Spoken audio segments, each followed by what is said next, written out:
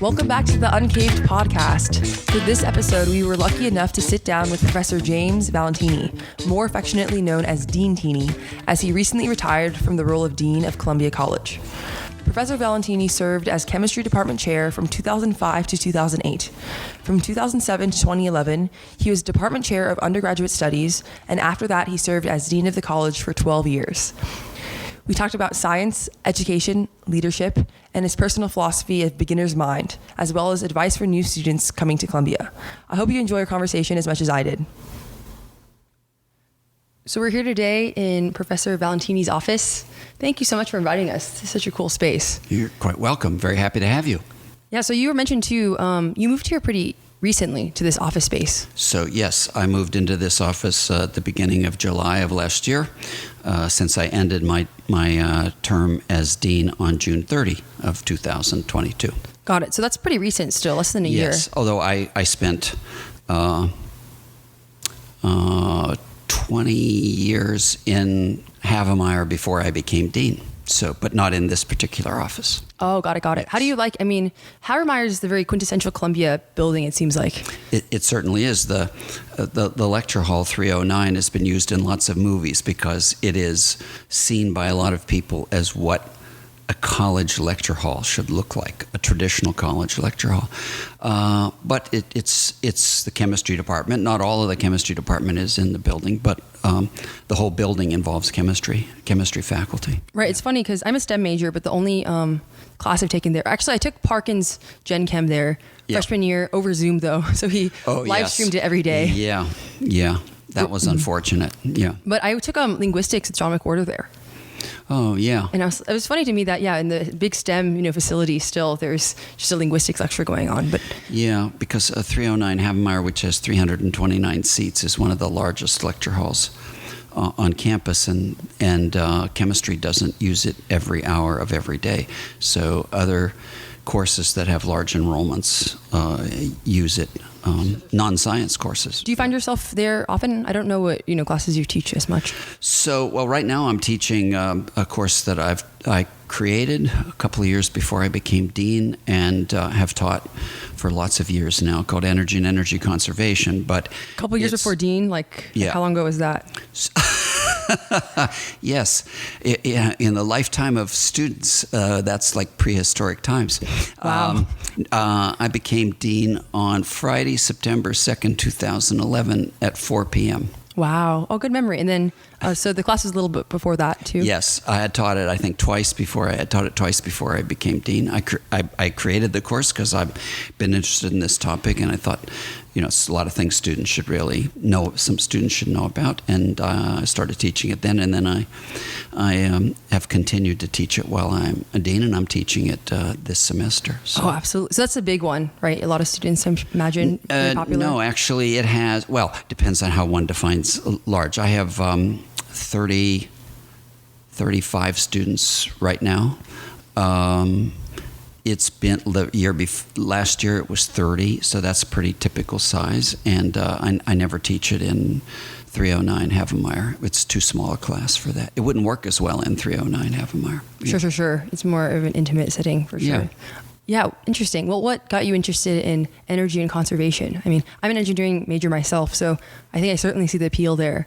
But to someone who's in the administration, maybe to some people listening, it might be surprising that that's an area you're interested in. Yeah, well, of course, when I created this course, I wasn't in administration, though I had been the chair of the chemistry department. I was the director of undergraduate studies at that time. But I know what you mean by administration. That means something else. I don't know, I've had a long time interest in energy, and I think it's one of the most important technical, I'm not going to say scientific, technical because it's more than scientific, one of the most important technical subjects that college students should learn something about. It is a science course. It satisfies the science requirement. It has a lot of real science in it. We have laws of thermodynamics, Newton's laws of equations. We talk about statistical thermodynamics. We talk about the Gibbs energy. We talk about electrochemistry. We talk about solar voltaics and therefore semiconductors. We talk about nuclear energy. So there's a lot of scientific stuff in it, but it's broader than that because it engages with the world we all live in as well. It's not just, I don't want to say just, it is not purely a kind of an academic science course. So there's a lot of work on the experiences each of us have in our world. So right now the students are doing a homework assignment. It's due tomorrow. There are a lot of lab type homework assignments. Right now they have in their possession, each of them, a 5-gallon plastic bucket, 7 feet of 3-inch diameter collapsible hose, measuring cup, a thermometer, and a handheld scale. And they are given this with the simple one-line instruction: go determine how much energy you use to take a shower. And that's their experiment this week. So they have to figure out how to use the equipment I have given them in order to make this measurement. And that, to me, that makes it more like, one, it connects to something we all experience, at least most of us. Maybe some people only take baths and not showers, I don't know. But it also requires them to do things that a real scientist would have to do. That is, it doesn't have a cookbook lab. It's not a cookbook lab where you're told what to do. You're provided all the detailed equipment, and you follow the instructions, and you write a lab report. They're given some equipment, but it's not at all. They have no instruction on exactly how to use it, so they have to figure out how to do it. And they all figure it out. I've done this. I think every year I've taught the course, they always figure it out. Oh, I love that. They don't all do it the same way, but they always figure it out. And most of them are stunned by how much energy it takes to heat water, to take a shower. Oh, definitely. Wow. Well, I think that touches on, much of my philosophy myself as an engineer. I think it's something that's been, seems to me like it should be obvious, right? That there's creative problem solving involved when it comes to STEM world. Yeah. The idea that we can look at these beautiful equations that, model the universe, some way, shape, or form, and using those in order to solve real problems in a creative manner. Wow, I really appreciate that your class captures the ethos of that very well. Yeah, I enjoy that. I enjoy things like that myself. I'm kind of a tinkerer at home. I like to make stuff, but I like to figure out how to make things. I live in we have a very old house. It's 220 years old, and nothing in it is level, plumb, or square. So when something needs to be repaired, it's very hard to find someone to come in and do it because they don't like things that aren't level, plumb, or square, because that's how a skilled people, currently skilled technical people who work on houses want to deal with. So I learned just from owning this house and wanting to keep it as close to its original historic form. I learned how to do a lot of things, but that means fabricating things special. You can't buy a lot of things, you just have to make them because they have to fit some crazy shape that your house is in. And I really enjoy that a lot. Wow, I wouldn't have guessed. So you do have, for someone who served as the dean of CC, perhaps I'm biased here, but you seem to have a very engineering mind when it comes to that sort of thing. Yeah. So, as I've told students many times, in the beginner's mind, there are many possibilities. And in your mind as a beginner, one of the possibilities is I'm not all the things that people associate with being dean. That's right. And the question is, what does it mean to be dean? And what are the characteristics of dean? And I suspect that they're different for every person who's ever been dean of the college or engineering or any other. But no, I like stuff, not in a materialistic way. I don't want to acquire a lot of stuff. I like to understand how everything works. Ideas, yeah. Yeah. Precisely. And I like making things, and I like figuring things out. And a lot of my course is like that. And again, as I said, I try to connect it to things that students would be genuinely interested in their lives, which is a way to provide a context for learning things that are, I don't want to say theoretical, but they're very mathematical and formal. which can be difficult for people to learn, particularly if they're not really interested in science. But I think if you provide a context for it, people get interested. If they have a curiosity about the context, then they see the significance of learning this formalism. So one of the other homeworks we had this semester, which doesn't involve a lab, but it does involve a lot of kind of practical research on their part. I assign the students in pairs to a project, and I tell them each pair, they live in a different state. I pick various states for them. And then I tell them the assignment is they have to figure out whether they should buy a Honda Accord hybrid automobile or a Tesla Model 3 long range. And they know that there are various domains that they're supposed to consider, criteria they're supposed to consider that they will use later when we have debates about certain kinds of technologies, but they involve cost, stakeholder interest, environmental impact, something we call readiness and compatibility.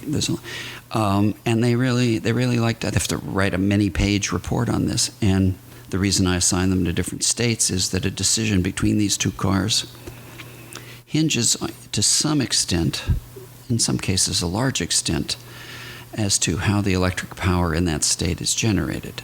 So if the environmental impact is quite significantly a function of where you are, because in some states, large portion of the electrical energy is generated by burning coal to run electric power plants, and that has a pretty significant environmental impact and greater than the impact of an internal combustion engine. So in the end, about 60%, this year 60% of the teams chose the Tesla and 40% chose the Honda.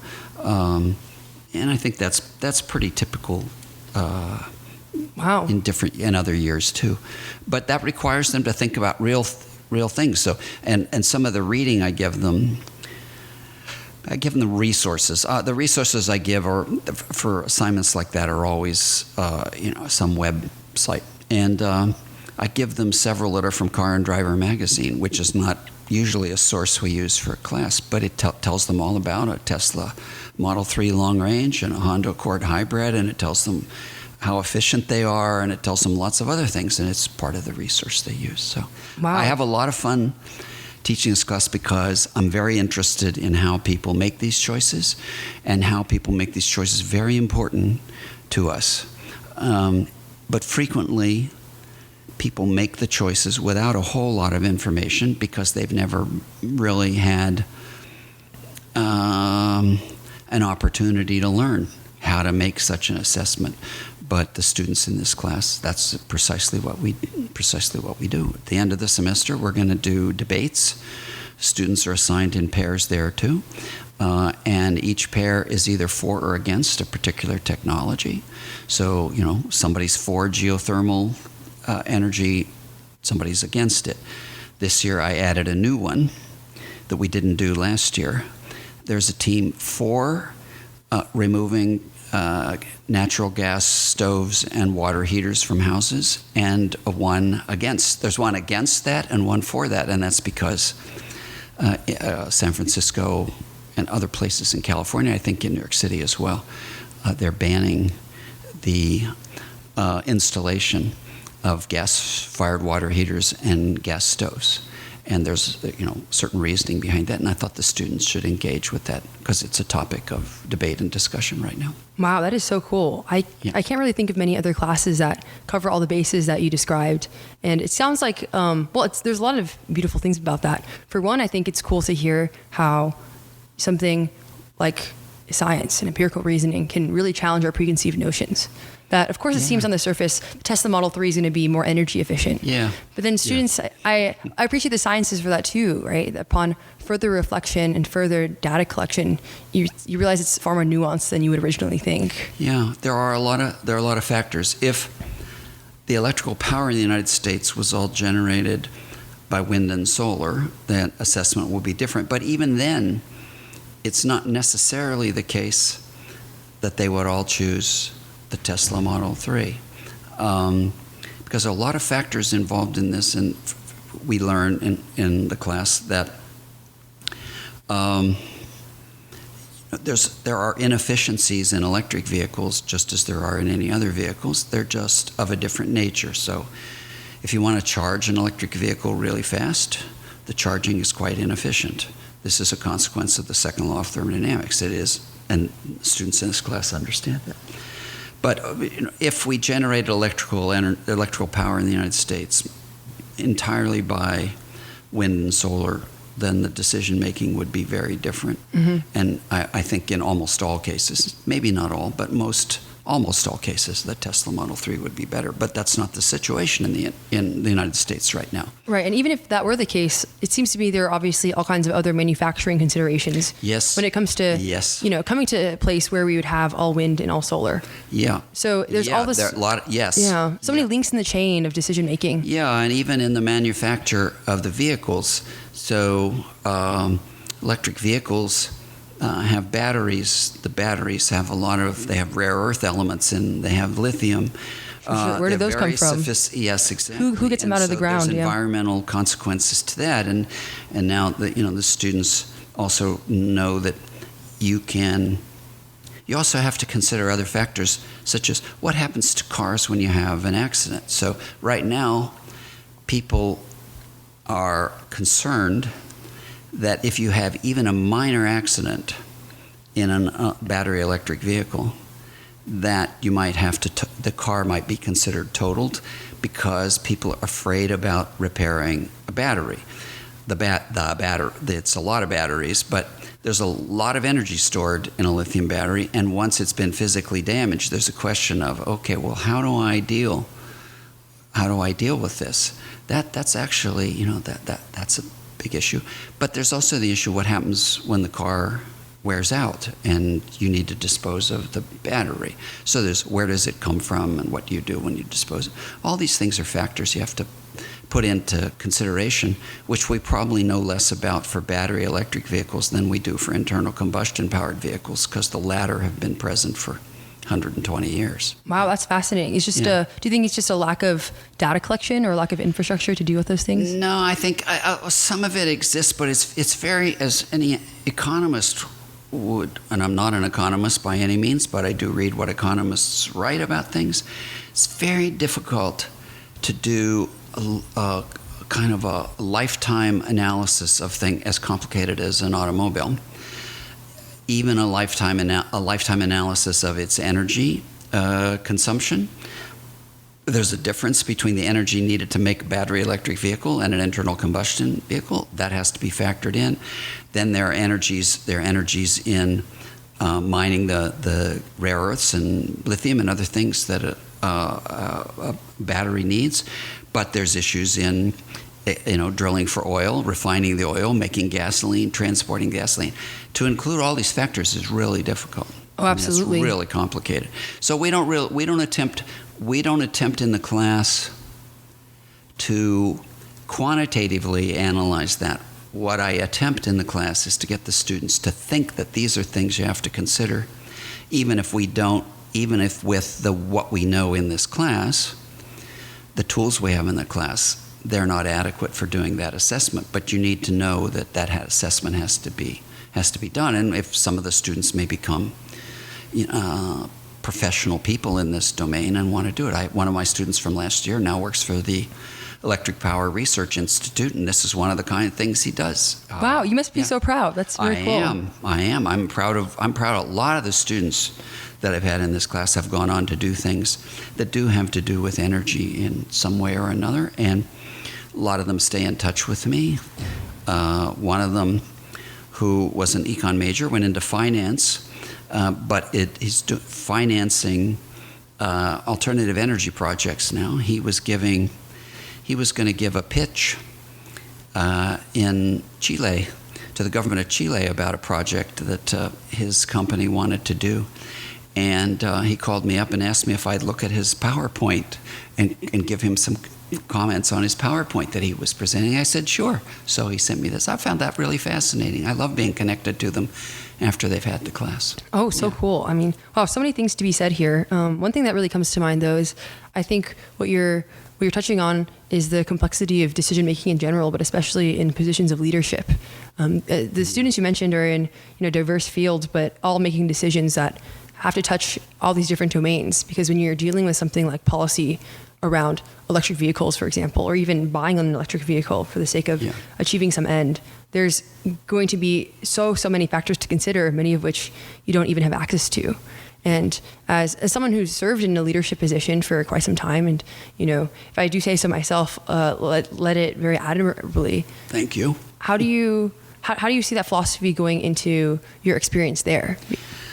So, just tell what's the story there, and how does this beginner's mind philosophy that you touched on influence that? So, of course, I'll start with the beginner's mind then. The beginner's mind has been important to me for pretty much the entire time I've been at Columbia, which is now 32 years.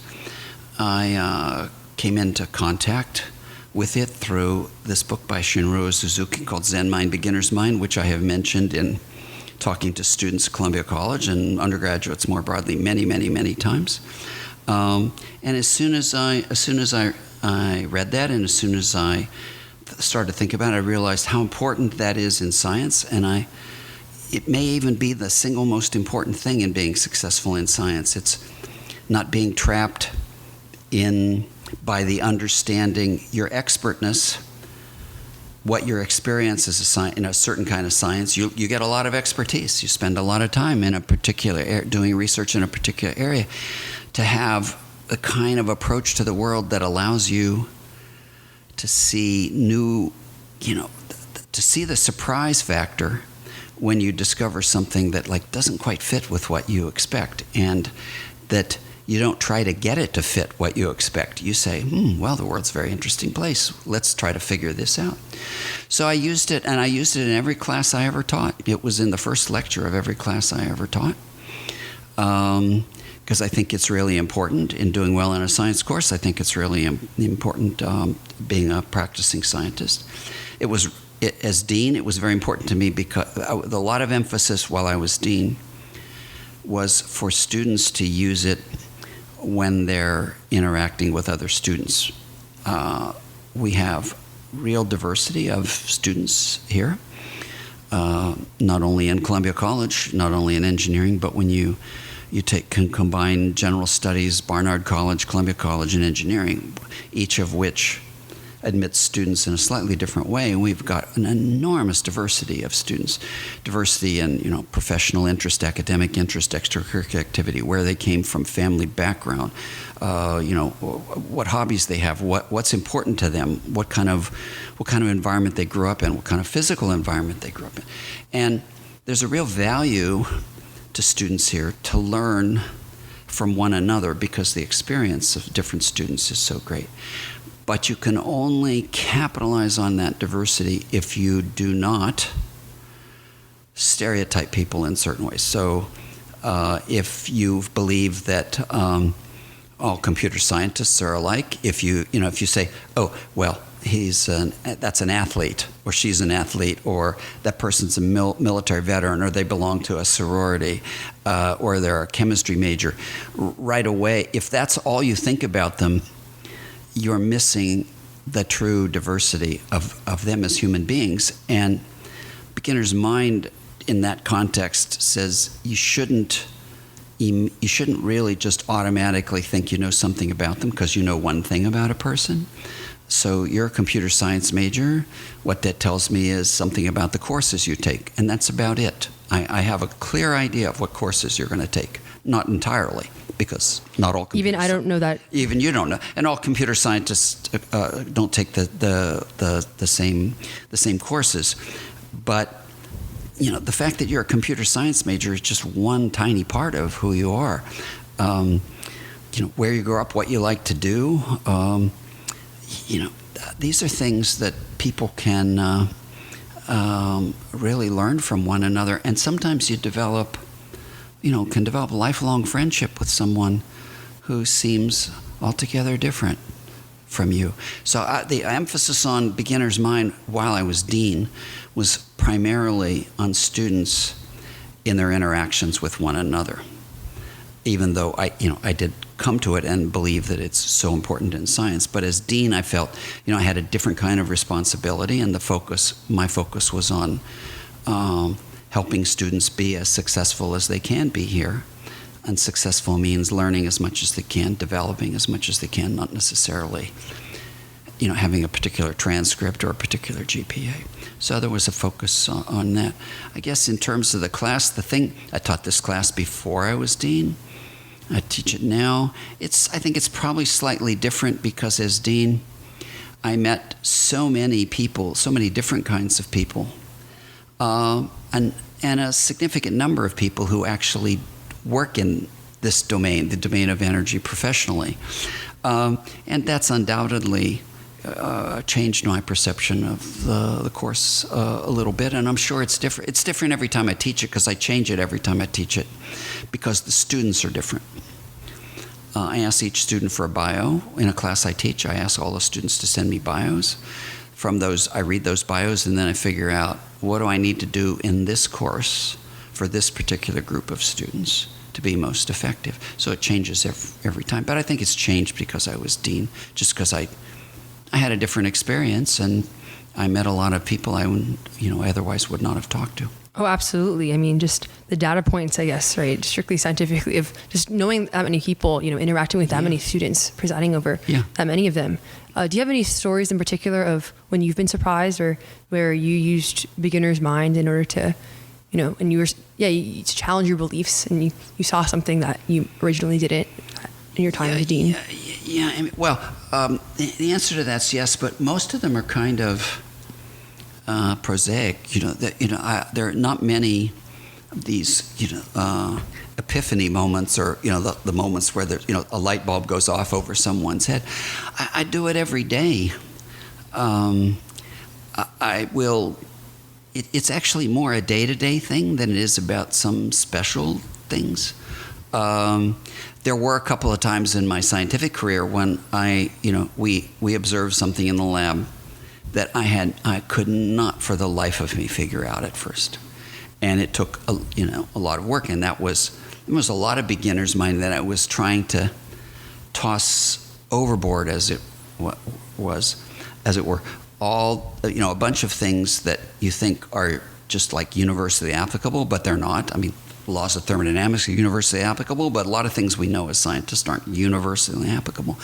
But largely, it's things that go on day to day. I'll read the newspaper about a story about some event, and unfortunately, frequently you find in various kinds of media now, people make claims or report things, and they're not really thorough or accurate or complete, and you can easily draw an erroneous conclusion from that.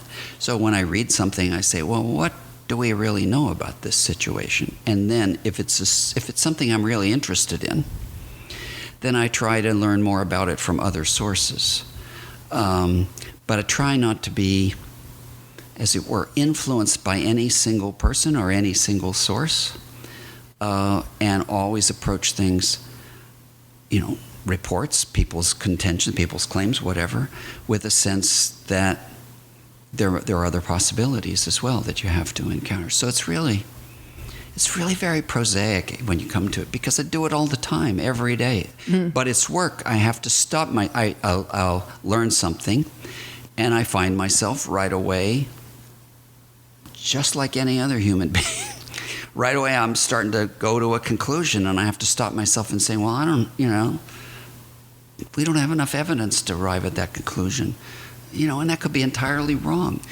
And I think in some way, if students were to learn to use it in that way, I would be very happy, because there are not a lot of epiphany moments in your life, and there are not a lot of moments when something of enormous significance confronts you and you have to use beginner's mind. Mostly it's every day you meet people, every day you encounter situations. Yeah, general mindset for sure. Yeah.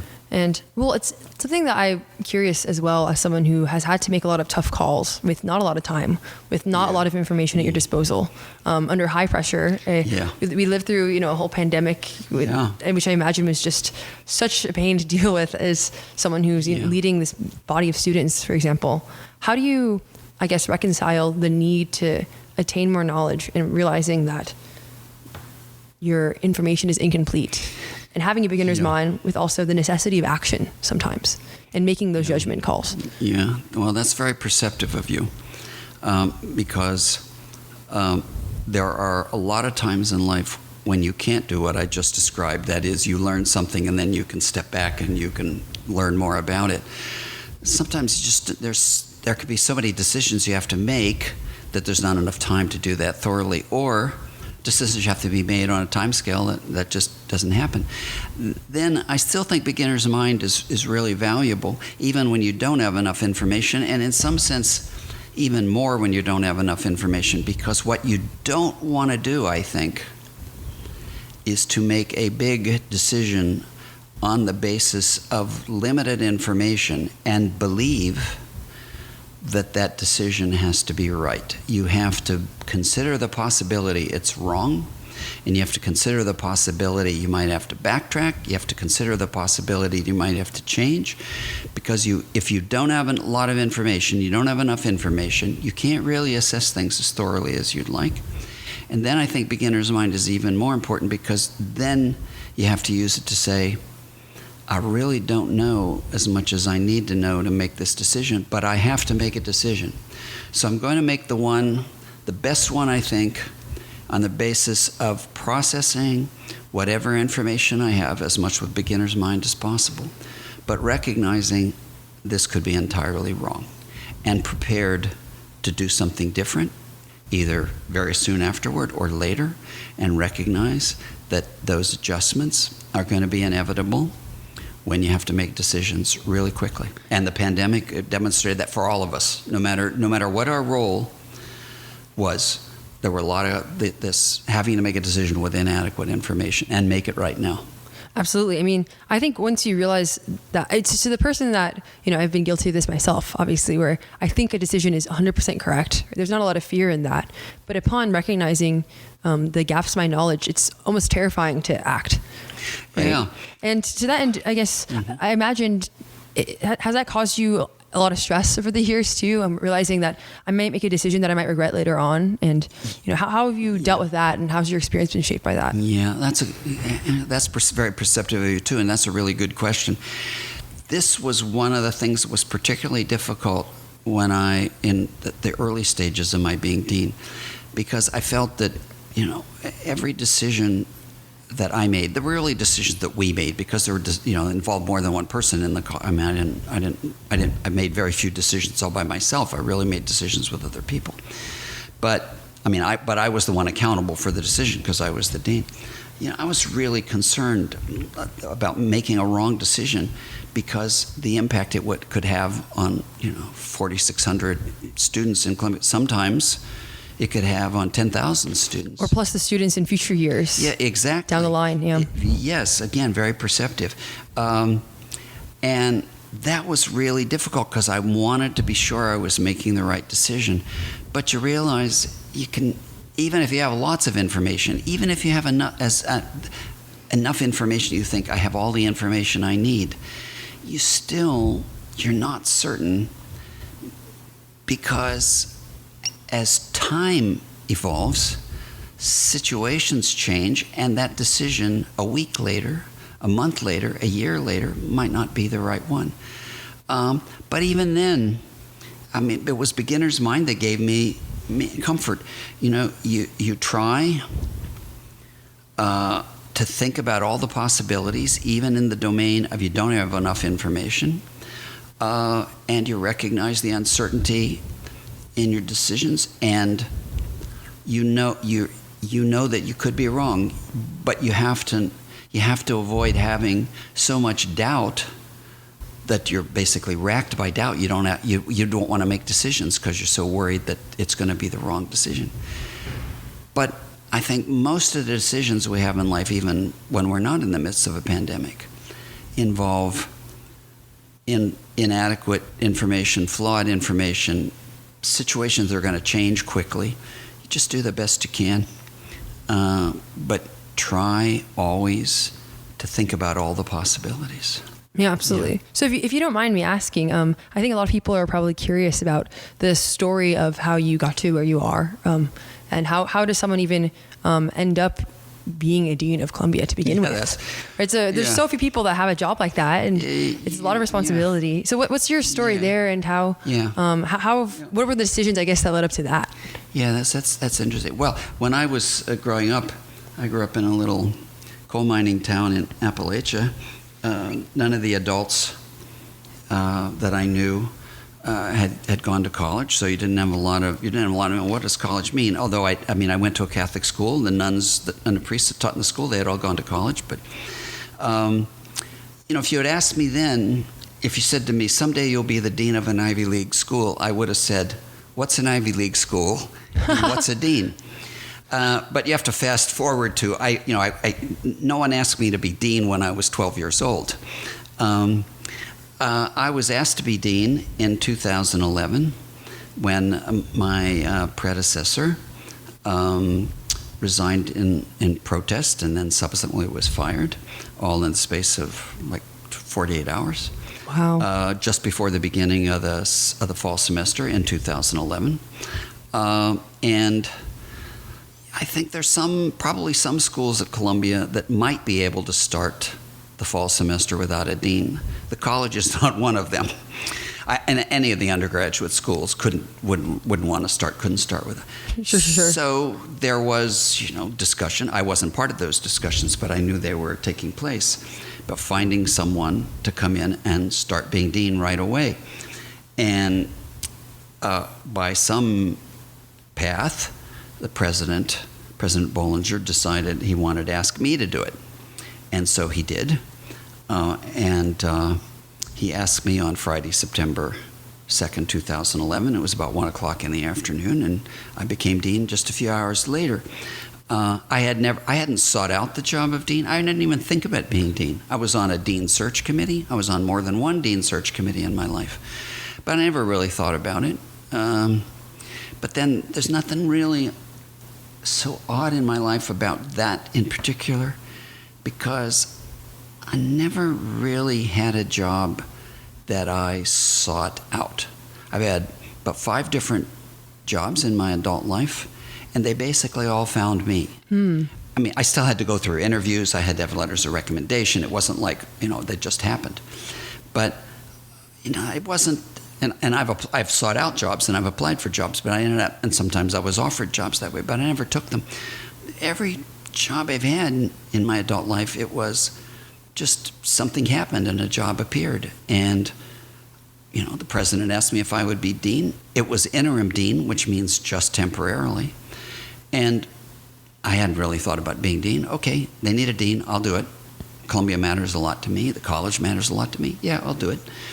I didn't think anything about, what's going to happen, afterward. Yeah. I wasn't thinking about it at all. It was, we need to do stuff right now. But then I got to really like this job. And when there was a real search committee of faculty, alumni, students, I said that I wanted to be considered to become the real dean, I guess you could call it. And I was selected. But I wouldn't have ever applied for dean. It never occurred to me. It's not like I don't know what a dean is. It's just like, I was happy doing the things I was doing. I wasn't going to apply for another job. I liked what I was doing in chemistry, so I kept doing it. Yeah, you're the chem guy, and that's really reassuring to hear as well. I heard a similar sentiment from Professor Terwilliger, who we interviewed a few episodes ago, where he didn't really know that this was going to happen to him, or he'd be professor of genetics. Yeah. He was a music guy. He kind of stumbled into it. And I think that's very reassuring to hear, because I think a lot of the people that go here and a lot of the people that aspire to go here, coming from the background I have myself, there's a lot of emphasis on making a perfect plan 10 years down the line, right? Planning out your life, taking the exact class so you can get the exact job and, jump through all the hoops the correct way. And in reality, after talking to people who have accomplished some incredible feats in leadership and in all kinds of career things, it's fun and very exciting to see that. It's very counterintuitive, actually, how those things happen, right? Yeah. I know this about students, which is why frequently at class day, as students are about to go off into the world of careers as opposed to the world of being a student, I quote something from a Chinese text called the Tao Te Ching, whose author is from the 6th century BCE. We don't really know for sure who wrote it, but it's attributed to a Chinese philosopher named Lao Tse. And in it, it says, a good traveler has no fixed plans and is not intent on arriving. And I always say that, and I'm not sure students really understand what I'm saying when I say that at class day.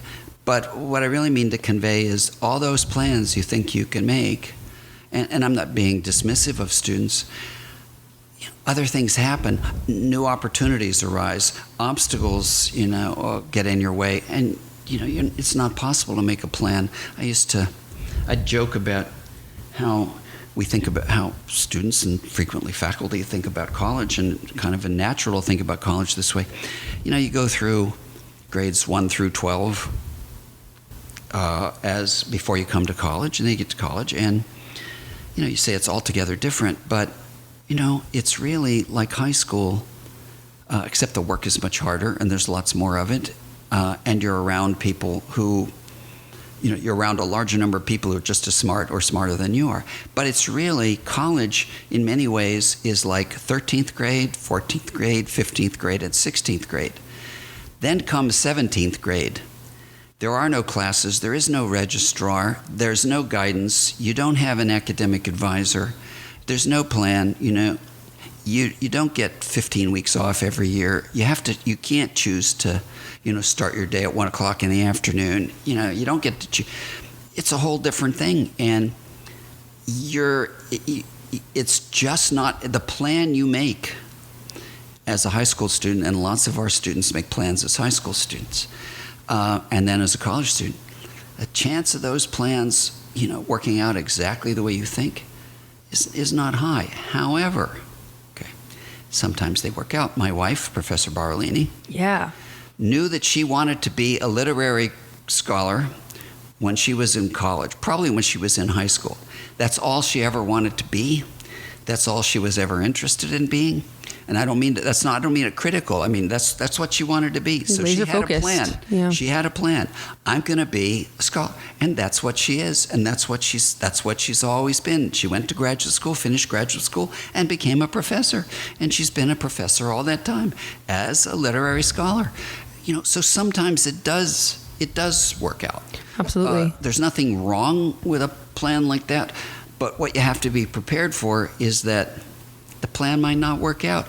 It might not even work out because along the way you find something else you're more interested in. That's right. I mean, that's something I've been so surprised by too. What a gift it is when our original plans and limited knowledge fail and something even greater is the case. I mean, your wife obviously had a plan. She's vastly successful, an enormously talented professor. Everyone I know that's taken her class just absolutely adores it. I'm sure she didn't, necessarily know that she was going to be married to the dean of the college. No, and she couldn't have known she'd be a professor at Columbia, for example. She wouldn't know that and she's been a professor at Berkeley, at NYU, and at Columbia. But she knew what she wanted to be, and she understood that doesn't tell you where you're going to be a professor, but that's what she wanted to be. Wow. My wife was one of the 2 smartest people I've ever known in my whole life, and I've known a lot of really smart people in my life, including many Nobel Prize winners. My wife is a brilliant person.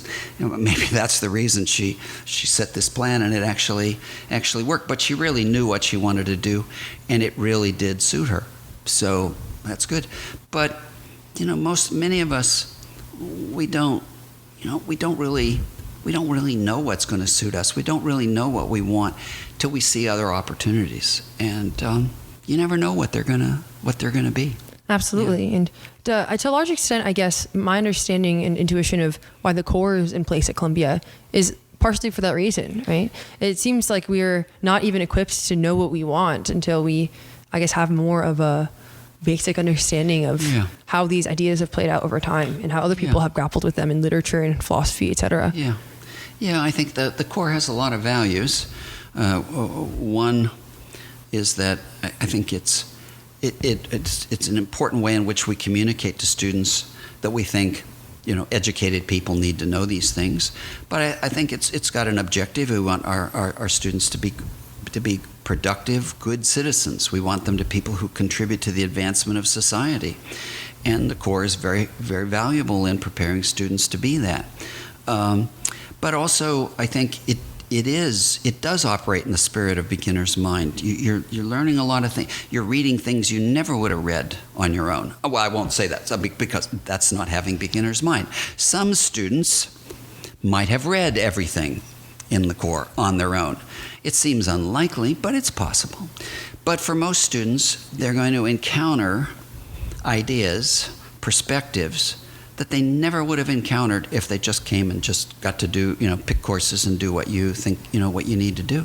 So it's really does encourage beginner's mind also. Absolutely, and wrestle with them and to disagree with them oftentimes as well. Yeah, absolutely. But I think it really does broaden students' perspective on the world, and it prepares students to do a lot of things that I think when you're a student you can't actually appreciate what it's preparing you to do because you don't have the context for that. So some years ago I invited Dee Dee Gardner to we had an event with Dee Dee Gardner. Dee Dee Gardner is a Columbia College grad. She's a movie producer in a company called Plan B Entertainment, and she's produced lots of really important movies.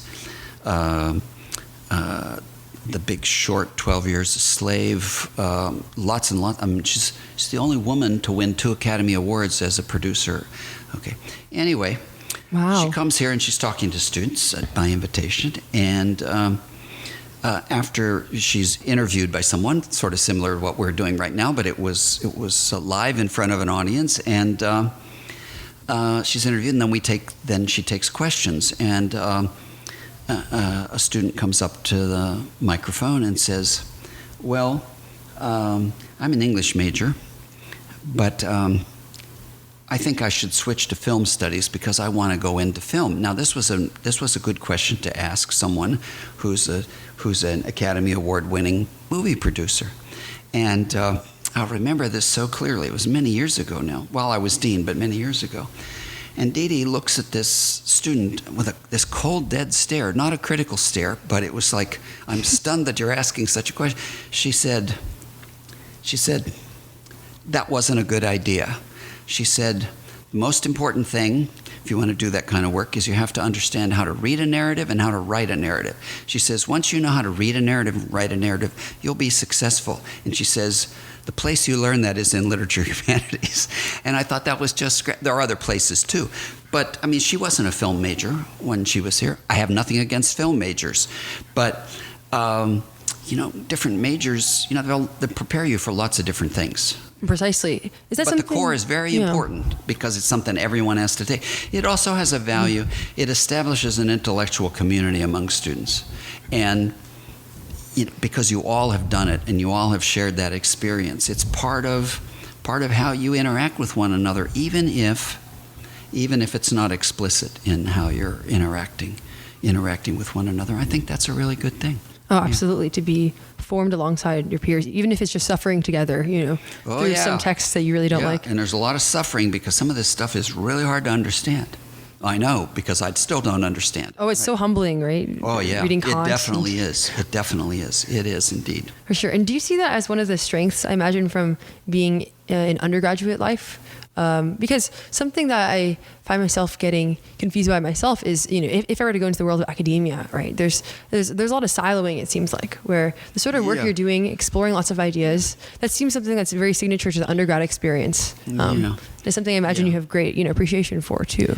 Yeah, that's another really good question. Yes, if you go to graduate school or professional school and you become a particular thing. You become a chemistry professor. Well, right away, that's narrower than what you do as an undergraduate. But it's even more narrower than it seems, because you don't just become a chemistry professor. You become a certain kind of chemistry professor. So we have organic chemistry professors and physical chemistry professors and inorganic. Yeah, I don't know the difference. Yeah, and you wouldn't, because you're not in That's right. chemistry. But then even beyond that, you have a certain research theme, and you become very specialized, because the domain of chemistry or any other professional field is so broad that if you want to have an impact, you have to choose some domain that you can actually have an impact, and it has to be pretty narrow by necessity. So you become a real expert in something that's a real subset of a subset of a subset of things. That's not what you do as an undergrad, but it's the way professional life works. You become a lawyer. Frequently you become a particular kind of lawyer with a particular emphasis, with a particular kind of client. There's nothing like that when you're an undergraduate. Every undergraduates all have majors of one kind or another, but that's a specialization that's pretty limited compared to the specialization you have when you become a professional. Precisely. And not only is that signature to, I guess, the undergraduate-graduate divide, but to what extent do you see that as being part of the ethos of Columbia in particular? What do you think differentiates the college or just Columbia undergraduate life compared to other universities? Yeah. Being in New York, the core, those are all very formative, I think. Yeah. So, there are several. Every undergraduate institution, or the undergraduate part of every institution, has a particular character and a particular culture. Columbia's, particularly in the college, but not exclusively in the college, is formed by the core, by the fact that we are in New York City. Sometimes that's positive, and sometimes it's negative. It can be negative because it's so easy for students to leave campus. I don't mean leave and never come back. I mean wander forever. Leave for the afternoon or the evening or the weekend and go do something else interesting in New York. And they could even do it by themselves, but they have, there's other people they can do stuff with in New York. So it diminishes the sense of community. But on the other hand, the opportunities that affords to people are so enormous. Oh, I love it. I mean, just nothing like it. I just wake up because I don't know if my friend, I have a good friend Gabrielle, who's the classics major. Yeah, she and I are making a feature-length film together this semester. Neither of us are film majors. Max, who runs the podcast, is one of the main actors without having not acted before. Yeah. But I think that's something that's so signature to the Columbia experience. It is. Yeah. I mean, it's all very classic. She mentions all these texts and authors I have no idea about, but somehow we are able to build this little community with the resources we have, having the city editor, being able to shoot all over the place here. I mean, the opportunities here are just unparalleled anywhere else. That's why when I became dean and I had to write a letter to students right away, because the day I became dean was the Friday before Labor Day. Classes are starting. We're in the middle of orientation, and so I had to write a letter. And because when you're dean, you have people to help you do things like that, or they offer to help you. Someone handed me a letter, and in principle, all I had to do was sign it, but I couldn't sign it because I didn't write it, and it didn't speak the way I would have spoken. So I rewrote it. I wrote my own letter, and it said, the beginning, it said, "To our new students, I say welcome to the greatest college and the greatest university and the greatest city in the world. And to our returning students, I just say, welcome back, you already know the rest." But there are so many things. We're a college within a really immensely significant university with so many schools. There's no other undergraduate institution in the United States that has a journalism school like ours, social work, law, business, medicine, engineering, dental medicine. Just thing after thing after thing. You have like a psychoanalysis department too. I didn't know about that. So we have a psychology department within arts and science. Is that it? Yeah. But in addition to that, there is a department at the medical school that's called psychiatry, but it has some of the same elements. And then in addition, there's a group at Teachers College. each of them has a slightly different emphasis. But you see, so psychology is done in like 3 different places, at least maybe other places that I don't even know. I don't even know about. Right, Zuckerman Institute. I found out about recently. Yeah, wow. Yeah, this is really true. And then there's the city. Yeah. Walking distance to 2 cathedrals. Is there 3? Yeah. But I've known a lot of students. One of the students I knew she was a science student. She was doing her senior research project with the Wilderness Society in New York City. The Wilderness Society in New York City. Okay, it was about birds on an island. Okay. Wow. Yeah, and I thought this is really great. You can be in New York City, one of the world's major metropolitan areas, and you can do research with the Wilderness Society. That's really cool, Isn't it? People I hear do internships full time and not having classes on Friday. All like so many opportunities here. Yeah. The no class on Friday, which some people don't like. It is. Oh, I love it. It is. Well, faculty don't like it. Faculty like it, I think, because it gives them a day that they know they're not going to have to teach. Sure. And they can do other things, including their own research. But it's really great for students because that's how you take advantage of these opportunities, Absolutely. Students even who want to stay within the university, for example, but I've had a couple of students I knew who they were environmental chem majors. They wanted to do research at Lamont Doherty. Well, you got to go to cross the Hudson River and up the Palisades Parkway to that. You can't do that if you have classes that day. It's just not possible. Right. Friday's a great opportunity for that. So students take real advantage. So, and even one advantage I think of hybrid classes now, even they have the downsides, is some degree of flexibility there too as well. Being able to parallelize these things. Yeah, and there are advantages to hybrid class. There are disadvantages, of course. But that's true of really anything. But yeah, there are real values.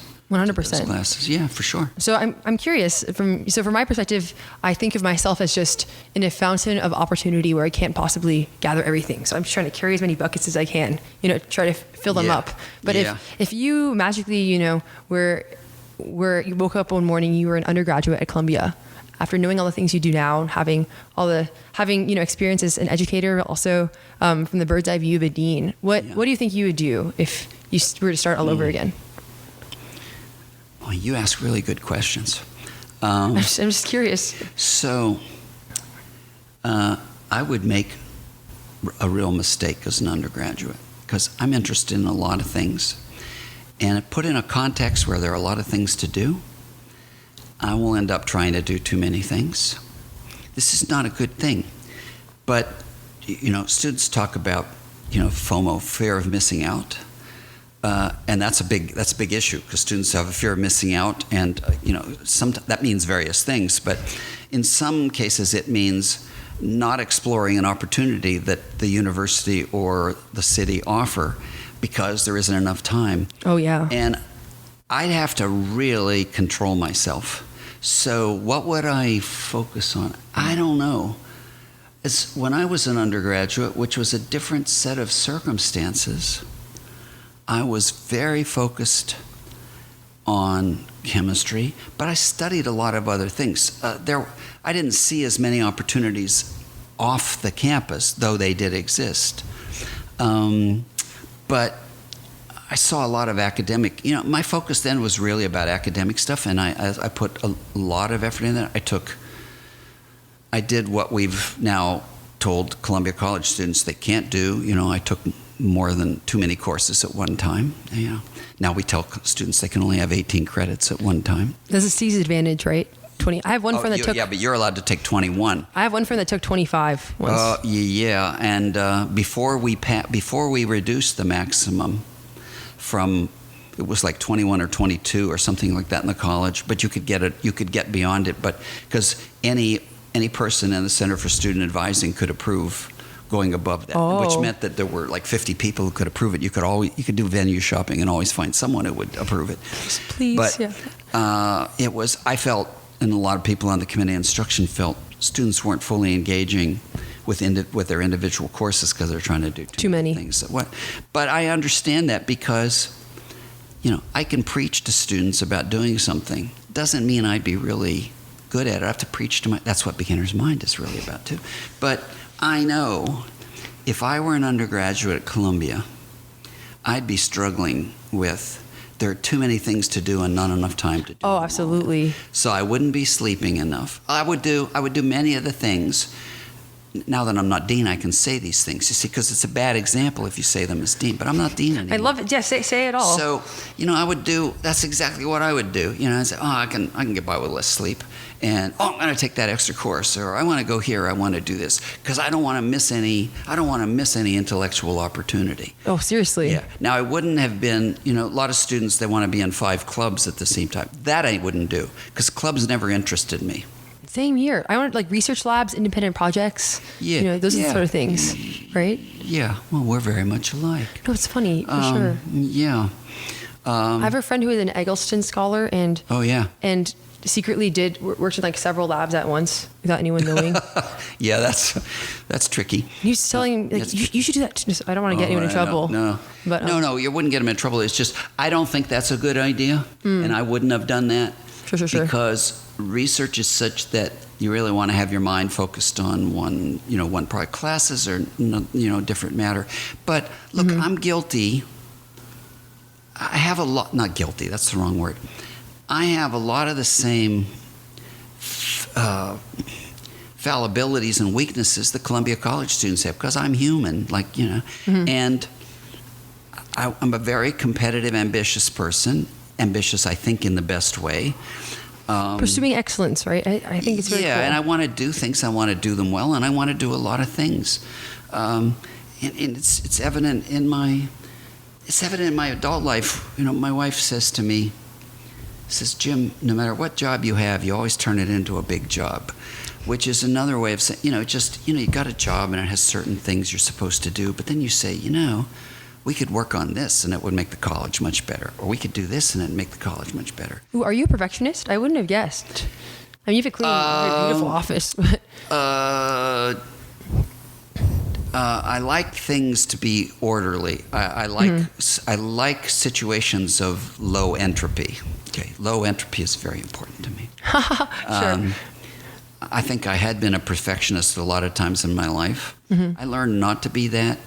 Probably more while I was dean than any other time, because it's not possible. There's just too much you have to. It gets back to earlier questions you had about making decisions with, a lack of adequate information or flawed information.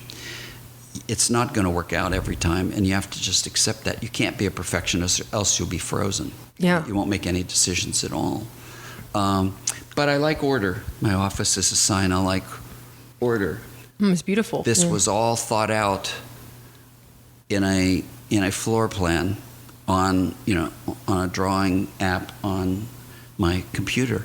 Oh, and yes. I had everything here. I would move it around and decide what went where and how, and exactly how big each of these rugs would be. I did the same. As soon as I found my dorm for Columbia, screenshotted the map and was trying to map out where all the different stuff. Obviously, it's not to scale, so it never worked out. But that's fun. You're a planner. You might be my daughter, and I just don't know about it. Yeah.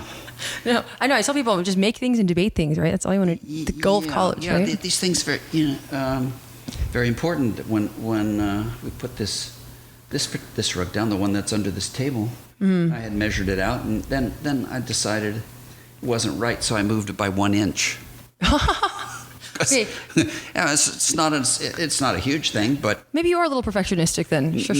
But I like things. I like that. But you couldn't be as dean. In a certain domain, your own personal domain, in a way you can be, but you can't be that, because then you'll be frozen. Yeah, we were talking about that earlier. That's right. Yeah, you just be frozen. You can't do that. Well, let me ask you this then, because I'm kind of with you. It's hard to choose exactly what the path would be, because there's just as much as possible is kind of the answer, right? Personally, I'm terrified that I'm going to graduate and then realize I should have done this, and this while I was at Columbia, right? Yeah. What reassurance do you have there, I guess, as someone who's obviously gotten more specialized in your career? Yeah. Do you still find you have the ability to do all these different things, or do you feel a little bit stuck in the tasks you have at hand? So I would say I find myself more frustrated. It's probably too strong a word, but not greatly too strong a word. more frustrated that I can't do more things now than I did when I was a student. But you know, that you go through phases in life, different parts of your life in which that's going to be, you know, that's going to be present or not. But I don't think you can't look back and say, I wish I'd done this, I wish I'd done that. That doesn't do you any good. And besides, you can't be sure it would have been better if you had done the thing. You say, I wish I had done this. Well, how do you know that would be better? You don't know that. You can't know that. You can't do a control experiment in life. I mean, you just can't. I mean, you need to do a control experiment. You need to have two of you. Yeah. And, you know, and some sort of causal inference about like what the counterfactuals would look like. So, you know, you made the best choices you could make then. I'm a Calvinist too, so this like view of providence is so reassuring. He's like, look, God wanted it to be this way, right? So yeah, and I think anything that one can have in life that will help you dealing with, you know, those feelings of did I do the right thing, did I make the right, is really important. So I'm not a Calvinist, but I take I don't know if great reassurance is the right term, but you know, the second noble truth of Buddhism says that suffering is caused by desire.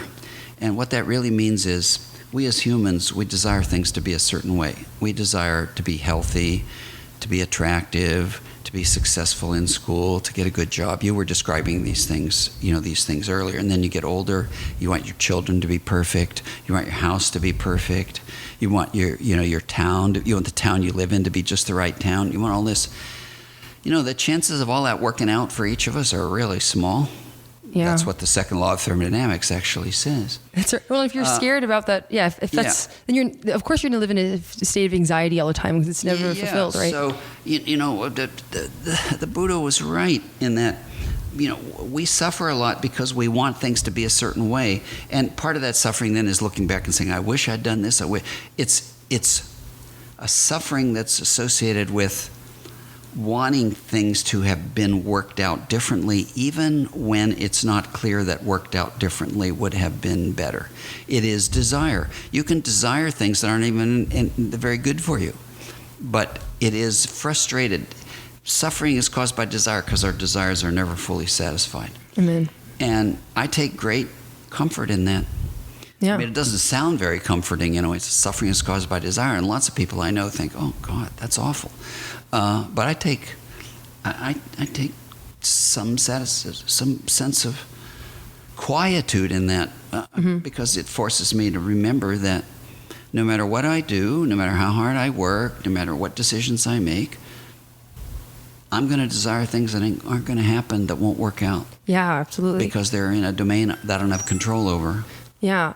In high school too, I had the first chapter of Ecclesiastes taped to my wall when I wasn't a Christian. Right? Like vanities and what does man gain, right? Yeah. The day comes, the day ends, yeah. People come and go, right? But there's peace to that too, right? Yes, there is. And there are themes like this in lots of religions. Probably every religion in some way or other. And also in various kinds of, I'll call them cultures that aren't dictated by religions, like Stoicism.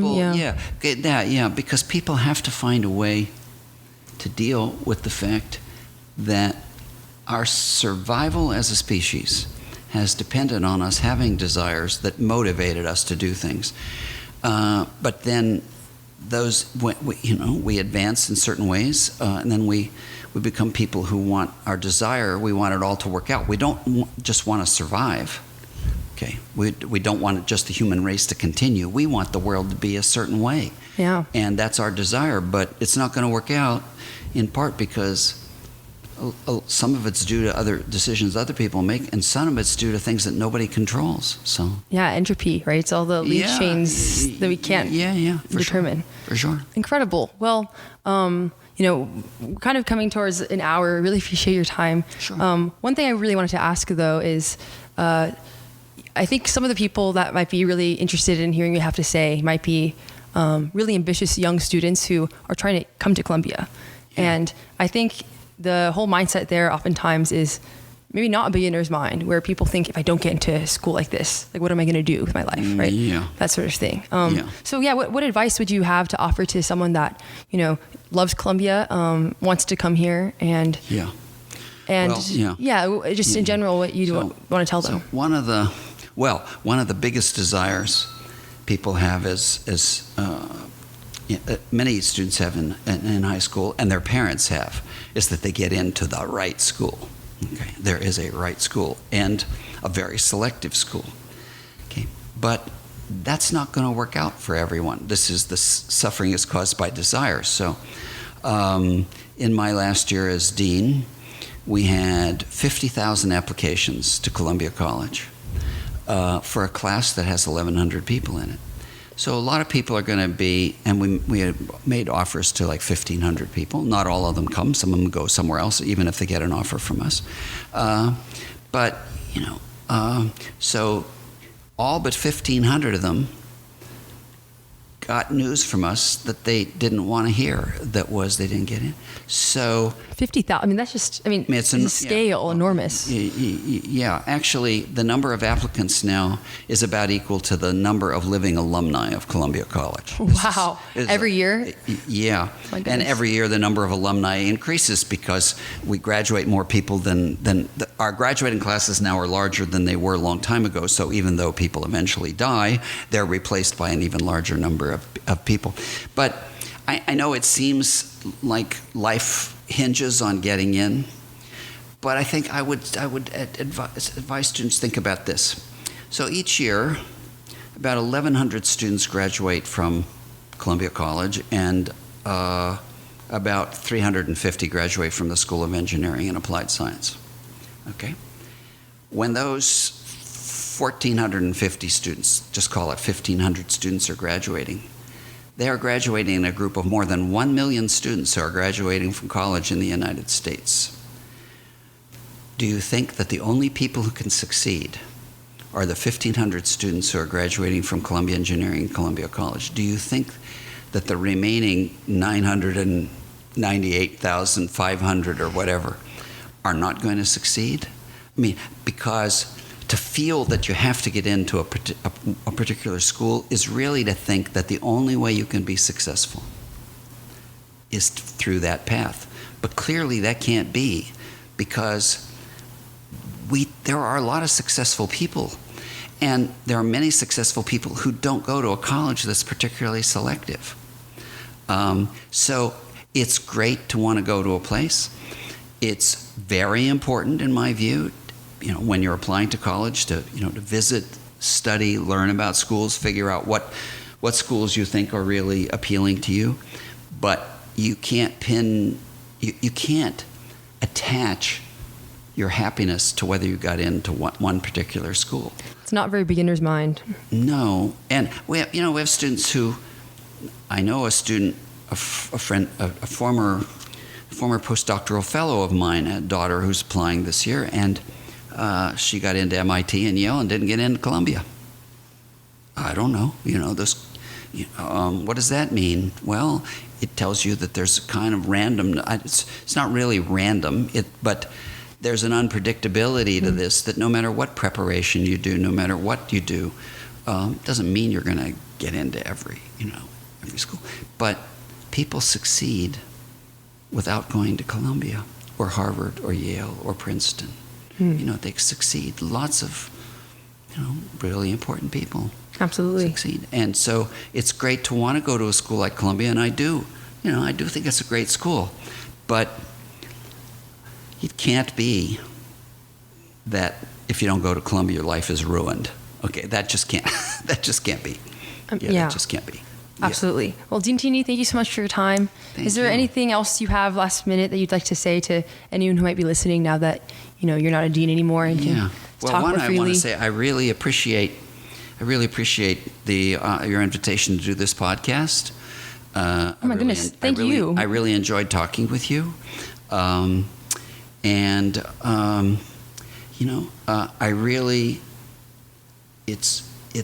really want to stay connected to as many students as I can. I don't have the same responsibility now as I did when I was dean. But I advise a lot of students. I invite students to come and talk to me. But doing a podcast like this is also a way to connect with students. So I'm really happy to do this. And any student who would like to talk to me should send me an email. Say, Deantini, I've got something I need to talk to you about. Okay, send me an email and we'll talk. Incredible. Well, I can't tell you how much we appreciate it. Columbia's better for your leadership, and we're so grateful for this opportunity. I'm just smiling like an idiot. So thank you so much. Oh, I had a great time. Cool. Thank you both. Amazing. Okay.